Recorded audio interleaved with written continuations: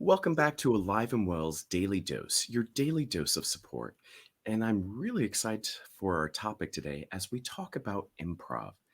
Now, not only is improv a fun activity to engage in with friends or family, but we know that improv is also a great mechanism for self care, a way to integrate laughter and creativity into what we're doing. Now, in addition, what's so unique about improv is it's also a phenomenal mechanism for helping us to foster and nurture our own resilience. Now, in improv, getting to deal with the unknown and knowing that we have the tools to get through it and the creativity and ingenuity to overcome and be successful are tools that we walk away with that we can integrate into every single aspect of our life. So I'm so excited that today we're talking about improv and we've got quite the expert joining us. Hi, Jesslyn. How are you doing? Hi, great. How are you? I'm doing well, thank you. Now, let me share just a little bit about Jesslyn with you all. Now, Jesslyn has been doing improv for over 5 years. She's a part of three different improv teams and is also an improv coach here in the region.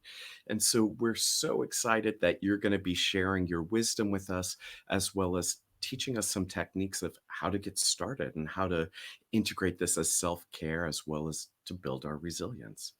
Now, I just want to start off by asking, so 5 years of improv, can you Mhm. share with us what improv brings to you, why you do it? Yeah, I love improv because I can never master it. It's always, every show, every practice, every exercise is always different. Um, and so I really enjoy the challenge of never being perfect at something. Mhm. Um, it's a great it's a great way to get in touch with my emotions, practice different emotions that I don't exhibit uh, very frequently. Mhm. Like personally, I tend to hide when I'm angry, but I can express my anger on stage in a safe way. Mhm. Um, so that's been really helpful for my own personal growth. And also, just being on improv teams, you get really close with those you're on a team with.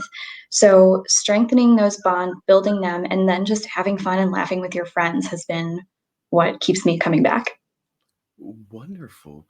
Well, I'm so excited. Will you just kind of share with us what is improv? Sure. So basically, improv is the act of making things up. Um, so there are two types of improv, there's short form and there's long form. So short form is things what you might have seen on Whose Line Is It Anyway, where it's more game based, and long form is more scenic based. So it's kind of like an improvised play. Ideally, it's funny, but I've seen wonderful improv shows that have just been really poignant. And don't always have to have a laugh. But the great thing about improv on either end, short form or long form, is that the humor comes from truth. Um, you Mhm. know, we, I don't know, we have instincts and we all have things that come up in our daily lives that are mundane, but it's seeing the humor in the mundane and making even the smallest things matter Mhm. that ends up being the funniest. So that's kind of what I think improv is. Wonderful. No, you know, that really resonates with me that humor from truth. And so how can we use our experiences to process them in a different way and to help us reframe them and to help work through them, also externalizing them. So rather than keeping them all inside, being able Yeah. to get them out and externalize them. I love that. So if we've never ever done improv before, how is it that we might get started? How is it that we'll just start to engage in the fun and in the process? Sure. So my recommendation would be to start with kind of the foundation of improv, which is yes and, which you may have heard of if you've seen or heard of improv before. You may have also heard of yes and. So what Mhm. that means is acceptance and addition. So acceptance means accepting whatever the situation is, accepting whatever your scene partner gives you, or whatever the premise you receive. Um, And then the and part is adding your own experience to it. Um, so a basic exercise for that is, if you have two people, person one can say anything, like any innocuous statement or, any crazy statement, any off the wall thing. So my shoes are untied. And then the other person says yes. So they're accepting, yes, your shoes are untied. And then you add a detail. So my shoes are untied. Yes. And you're wearing roller skates. Yes, I am wearing roller skates. And I'm about to race for my life against my high school enemy. So you can go back and forth and accept what you're given and then add your spin onto it. So that's kind of the basic improv tenet, basic is yes and. So that's a good base exercise, I think. Wonderful. That that sounds like it's a lot of fun. Like you can just build and without knowing where the conversation's going to go and still getting to add your own spin and creativity to it. Yeah, and the thing that really helps with that exercise is really listening, because one thing a lot of beginner improvisers need to work on, or not need to work on, but we end up working on with them, is really listening to what's being said, um, instead of what you think is being said. Mhm. Um, so my shoes are untied, and your brain could go, yeah, because you're, you know, incompetent and don't know how to tie your shoes. And then you have this whole thing that you're building up instead of listening to what they're saying. Mhm. Um, so if you zone in and zero in and like really pay attention to what is being said, make the little things matter. That's going to help you in this exercise and improv and hopefully in life. No, I, you know, already seeing how all of these skills are so transferable to. Oh my God. Yes. Well, wonderful. And I know you have some other techniques to share with us about how we can build our rapport of improv. Yes. Sorry, my cat's right here. This is Gertrude.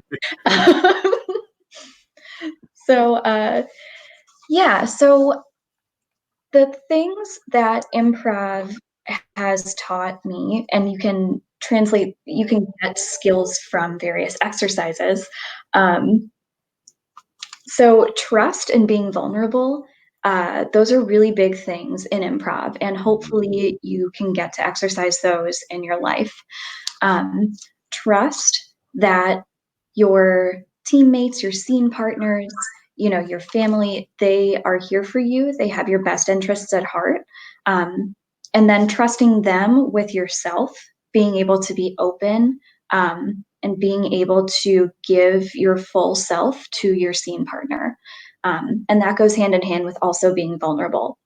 Mhm. Um, because since improv deals in truth, sometimes the truth can be awkward, sometimes uncomfortable, sometimes it can be, a thing that slipped out that you didn't mean to say like that, or you didn't maybe want to reveal that secret today.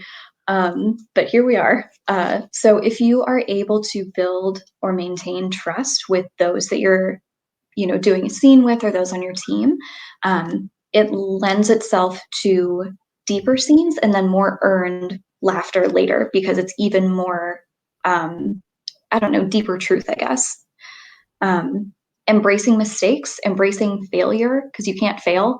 Um, and that also goes hand in hand with the trust aspect. Like your team members have your back, so if you say the wrong thing, even though there is no wrong thing, um, then you'll be supported. And if somebody else says something they didn't mean to say, you can support that as well.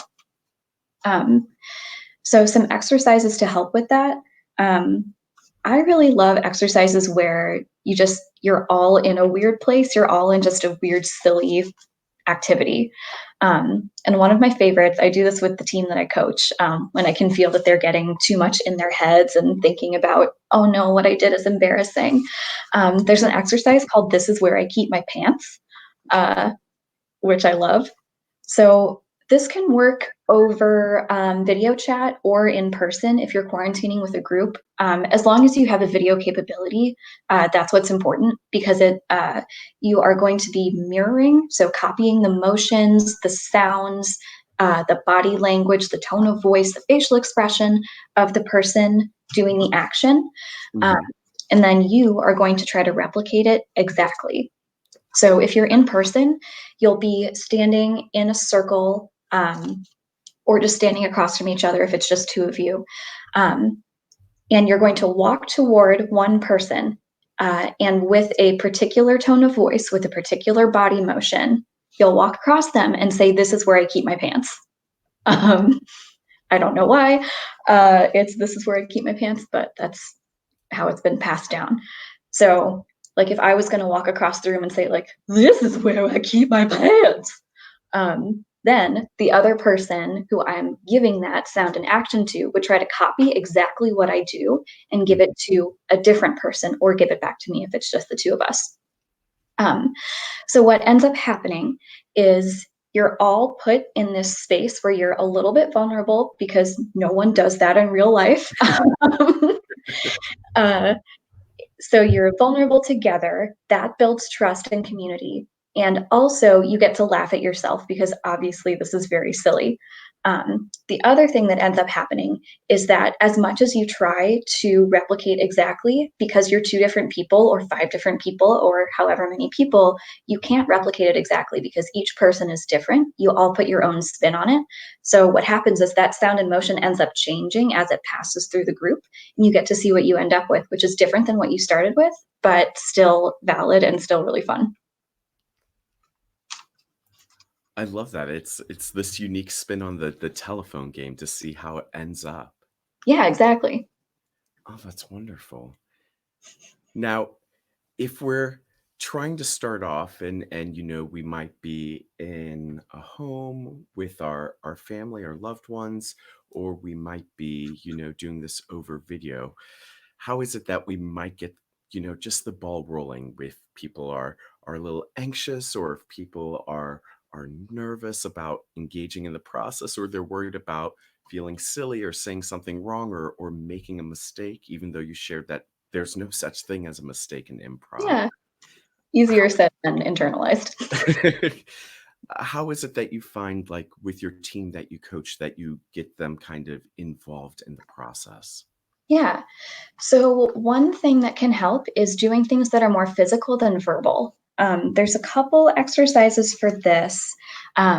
One is better suited to in person, and the other can be done in person or over video. So, the in person one is called machine, and basically, you're just building a machine together. So, ideally, it works a little better with more than two people, but it can be done with two. So, basically, you are each acting as different components of one machine, but you don't know what the machine is because you're not using words. Um, so one person will go out to the space you've designated. So, like you're in the living room. Let's say you're standing by the couch. You're going to go to the center of the living room, and you're just going to do a sound and emotion, and it's going to be a repetitive one. So, ka-choo, ka-choo, ka-choo, whatever you decide. Um, and then someone else will come and join you in the center, and they will add to the machine with their different component. Mhm. So you'll continue, first person will continue with their sound and motion. Second person will come and join them with their sound and motion.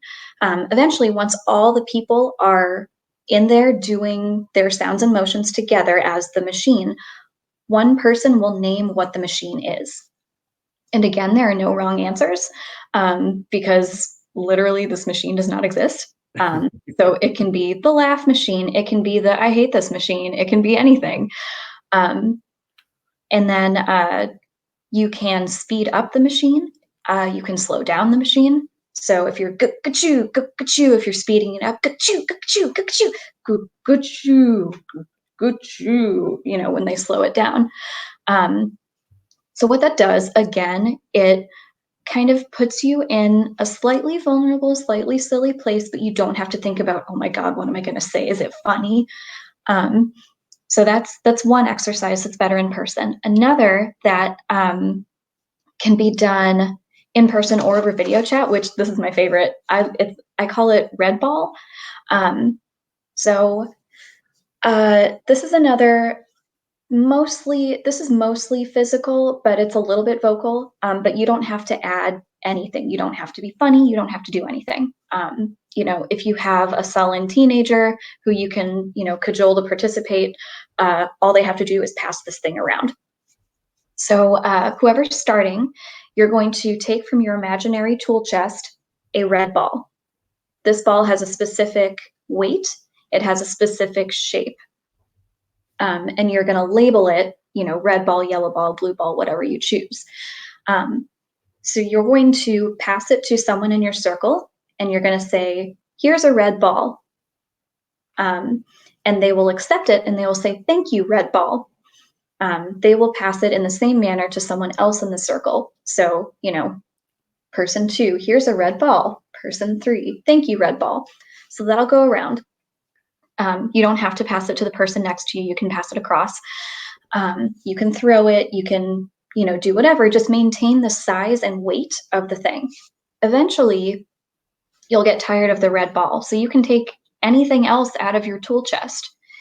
Here's a baby chick. Thank you, baby chick. Here's a kitten. Here's a bouquet of flowers. Here's a worm. Whatever you want. And that's kind of the fun part, is like surprising the people you're playing with what you're pulling out.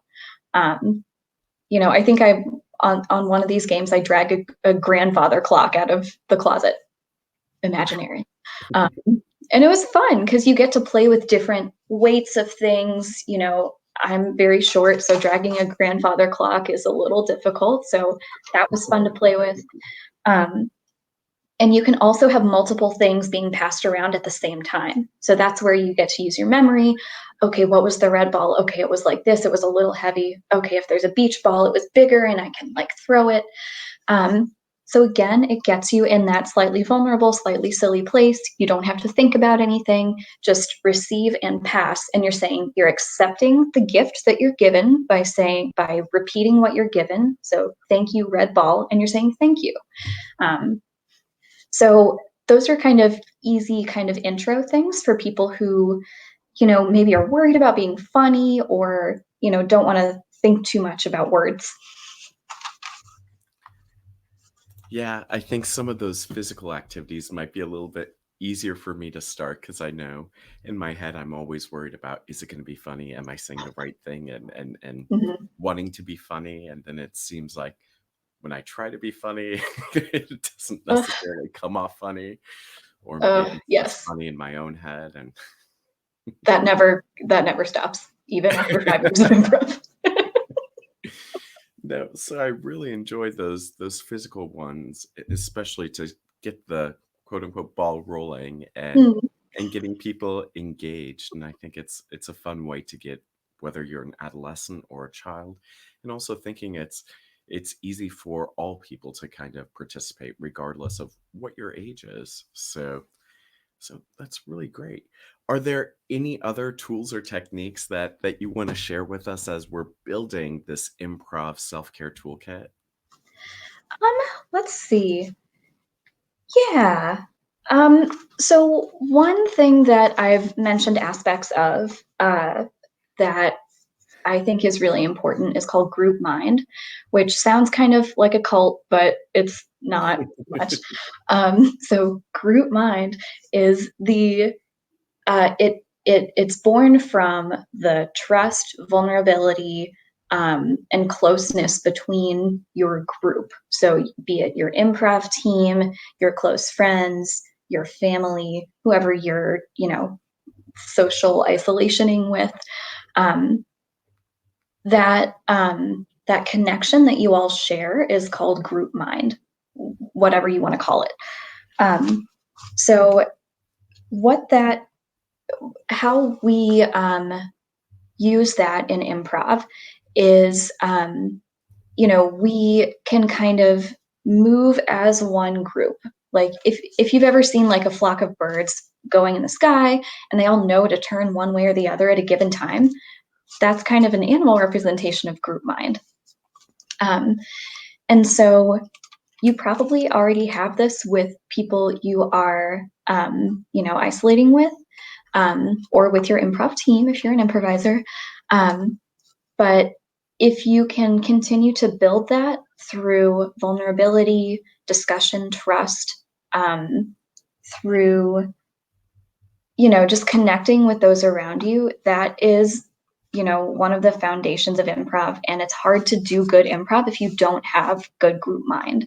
Um, because as we talked about before, improv is all about, truth and feeling your emotions and understanding and vulnerability. And, it's hard to do that when you don't feel safe or accepted.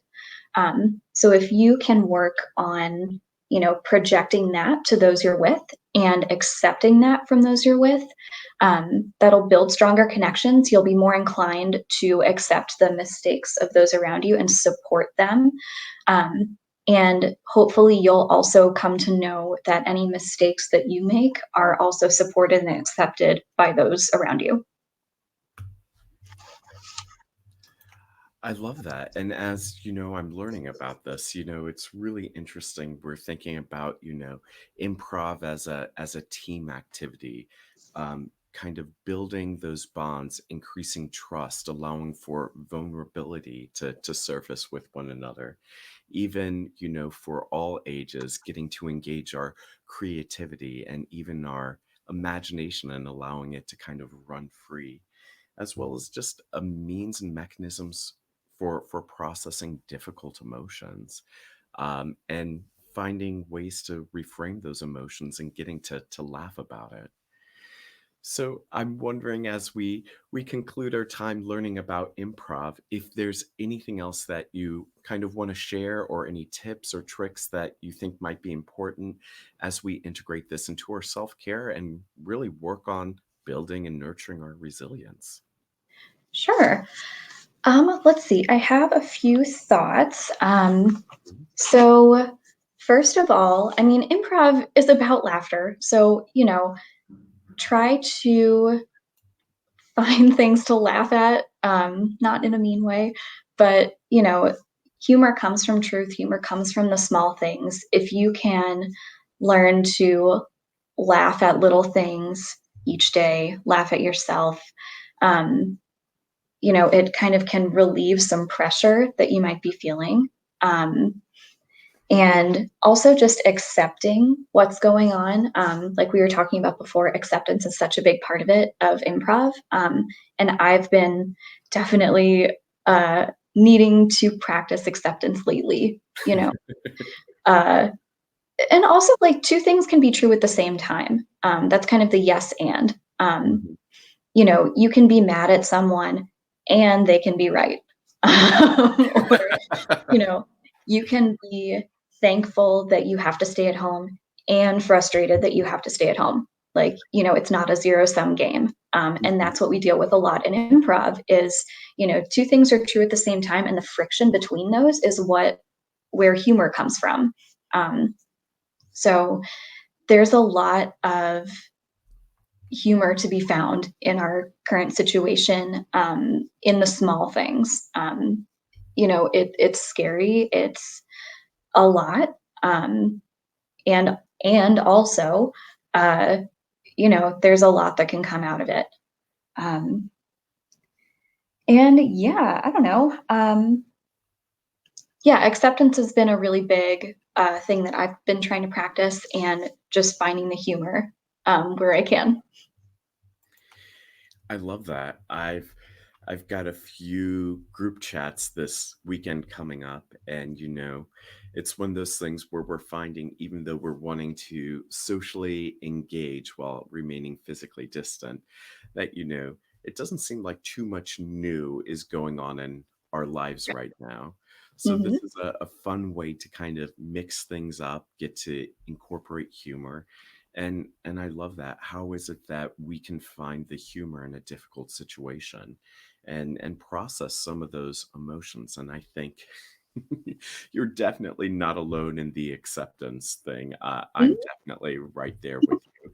that these are all just, valuable life skills to be able to walk away with that we can learn as we deepen our improv skills. So, well, Jesselyn, thank you so very much for joining us and sharing all this rich wisdom with us for a new way to have fun, whether it's with our families or with our friends, whether it's in person or whether it's even remotely through Skype, and how we can not just have fun, but also really work on building our resilience. Because as we know, resilience is this muscle we have to continue to nurture and exercise if we want it to be with us. So, thank you very much for joining us. For our viewers who are tuning in live or after the fact, your daily challenge today is going to be, how is it that you can integrate some of this improv into your own life, whether it's with friends or family or loved ones, whether it's in person or on video? Recognizing that there are so many different benefits we can gain from incorporating improv, not just for our self care and well being, but also to really foster that resilience. So thank you to our viewers. Thank you so much to Jesselyn for taking time out of your busy schedule to join us. And we'll see you all back here tomorrow. Take care.